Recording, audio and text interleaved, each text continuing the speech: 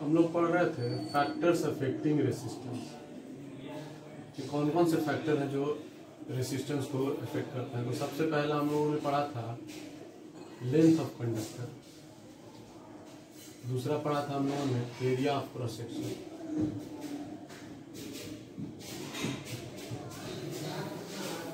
तीसरा पढ़ा था हम लोगों ने नेचर ऑफ मटेरियल,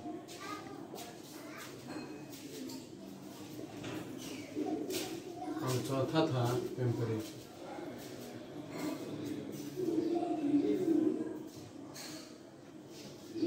ये चार चीज ऐसे हैं जो रेसिस्टेंस को किसी न किसी तरीके से प्रभावित करते हैं। इन्हीं चार चीजों से रेसिस्टेंस प्रभावित होता है। कैसे कैसे होता है? तो सबसे पहला यदि लेंथ की बात करें तो मैं पढ़ा चुका हूँ आप लोगों को लेंथ पे कैसे डिपेंड करता है। तो रेसिस्टेंस जो है वो लेंथ के डायरेक्टली प्रोपोर्शनल होता है, ये हम लोगों ने पढ़ा था पिछले क्लास में। फिर लेंथ को यदि दुगना करेंगे और बाकी पैरामीटर को सेम रखेंगे तो रेसिस्टेंस भी दुगना होगा। लेंथ को आधा करेंगे और बाकी पैरामीटर को कांस्टेंट रखेंगे तो रेसिस्टेंस भी आधा होगा। इस ढंग से ये सब बातें हैं। जो पहला डिपेंडेंसी हमारा हुआ वो हुआ लेंथ पर। अब आगे दूसरी डिपेंडेंसी की यदि हम बात करें, दूसरी डिपेंडेंसी जो है वो है हमारा एरिया ऑफ क्रॉस सेक्शन। तो हाँ, यहाँ से एक कंक्लूजन हम लोग क्या निकालेंगे बताइए कि लॉन्ग वायर एक हुआ हमारे पास और एक हुआ शॉर्ट वायर।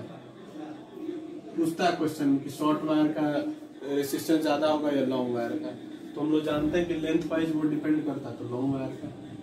इसको दूसरे ढंग से और क्या पूछ सकता है कि 5 मीटर का एक तार है और एक 10 मीटर का तार है लंबा, दोनों में रेसिस्टेंस ज्यादा किसका होगा, तो आप लोग 10 मीटर को बोलिएगा, ठीक है, क्योंकि लेंथ के डायरेक्टली प्रोपोर्शनल है रेसिस्टेंस। सेकेंड है एरिया ऑफ क्रॉस सेक्शन।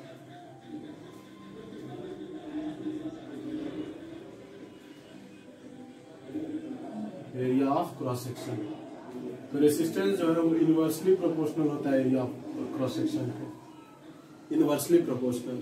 मतलब इसका कहने का मतलब ये होगा एरिया को दुगना करेंगे तो रेसिस्टेंस आधा हो जाएगा, इनवर्सली एरिया को आधा करेंगे तो रेसिस्टेंस बढ़ के दुगना हो जाएगा, ठीक है।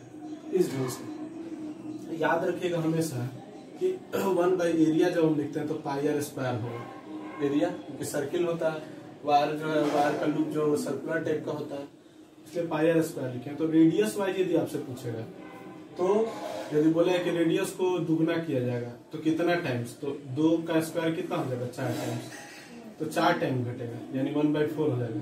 तो याद रखिएगा यदि एरिया के हिसाब से बोलेगा तो 2 टाइम्स, लेकिन यदि रेडियस के हिसाब से बोलेगा तो 4 टाइम्स। याद रखिएगा, घटना, बढ़ना नहीं, घटना। तो ये चीजें हैं। अब तीसरी डिपेंडेंसी हम लोग है वो है नेचर ऑफ मटेरियल, उसको देखते हैं हम लोग। देखिए नेचर ऑफ मटेरियल पे कैसे डिपेंड करता है, तो इसका कहने का मतलब ये है कि आप लोगों ने अभी पढ़ा था कि रेसिस्टेंस जो है वो किसी में ज्यादा पाया जाता है, किसी में कम पाया जाता है, तो पक्का बात है वो मटेरियल पे भी डिपेंड करता होगा। जैसे यदि हम बात करें कि नेचर ऑफ मटेरियल की, तो इसका मैं एक आपको एग्जांपल देता हूँ।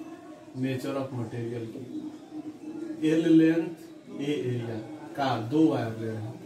पहला वायर है नाइक्रोम का, दूसरा वायर है कॉपर का, एकदम सब कुछ सेम। लेंथ इसका भी एल है, लेंथ इसका भी एल है, इसका भी एरिया ए है, इसका भी एरिया ए है। फिर भी जब आप उसका रेसिस्टेंस निकालेंगे दोनों वायर का इस कंडीशन में, तो आपको हैरत होगा कि नाइक्रोम का जो रेसिस्टेंस है 60 टाइम्स है रेसिस्टेंस ऑफ कॉपर लगभग।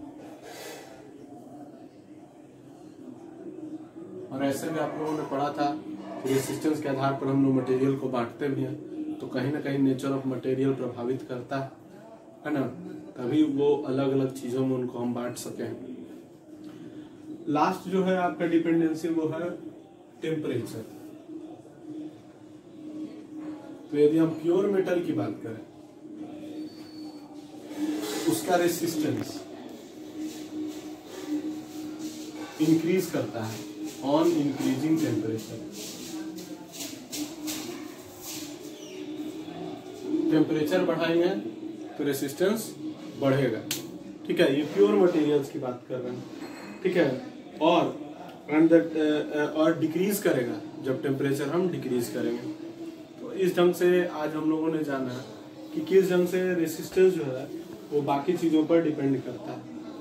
और ये जो डिपेंडेंसी है, क्या ये हम लोग केवल पढ़ना है बस? नहीं, डिपेंडेंसी को सीख लेना है, क्योंकि इससे न्यूमेरिकल्स बनेंगे बहुत सारे। और दूसरी बात, ये जो डिपेंडेंसी है इसके हेल्प से हम लोग अगला कदम है जो कि कल हम लोग बढ़ाएंगे आगे की ओर, जो कि रेसिस्टिविटी नाम से जाना जाएगा। उसको स्पेसिफिक रेसिस्टेंस भी बोलते हैं। तो उसमें इन सब पॉइंट्स की जरूरत पड़ेगी हम लोगों को कि कैसे लेंथ पे डिपेंडेंसी है, कैसे एरिया पर डिपेंडेंसी है, और कैसे कैसे ये आया। तो उसके लिए आप लोग इस पूरे तक यहाँ तक को पूरे अच्छे से रिवाइज करके रखिएगा। ठीक है, तो कहीं भी प्रॉब्लम हो तो आप पूछिए उसमें। अभी इसमें फिर कुछ और बातें हैं जो हम लोग थोड़ा सा गौर करेंगे। वो क्या बात है कि पहला हम लोग तो जानेंगे कि लेंथ वाइज यदि कोई क्वेश्चन पूछेगा तो बोलेंगे कि long wire has more resistance.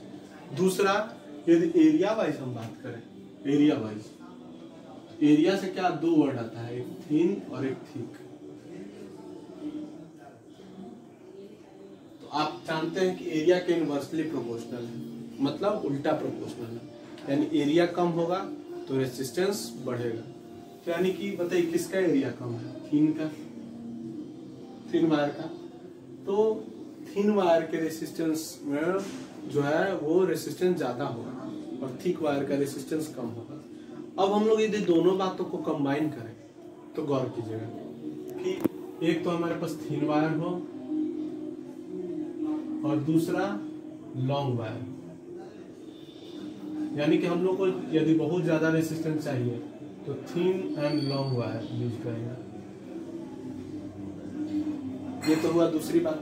यदि इसी चीज को आगे बढ़ा लीजिए, जरा सा कंबाइन कर लीजिए तीसरी बात से, नेचर ऑफ मटेरियल्स। तो मान लिया कि हम लोग इतना ही लंबा तार यदि कॉपर का लेंगे तो उसके जगह हम किसका इस्तेमाल करेंगे? नाइक्रोम का, ताकि हमको और भी ज्यादा रेसिस्टेंस मिल सके। ठीक है, और ज्यादा रेसिस्टेंस चाहिए, नहीं इतना ही रेसिस्टेंस नहीं, और ज्यादा रेसिस्टेंस चाहिए। तो हम क्या करेंगे?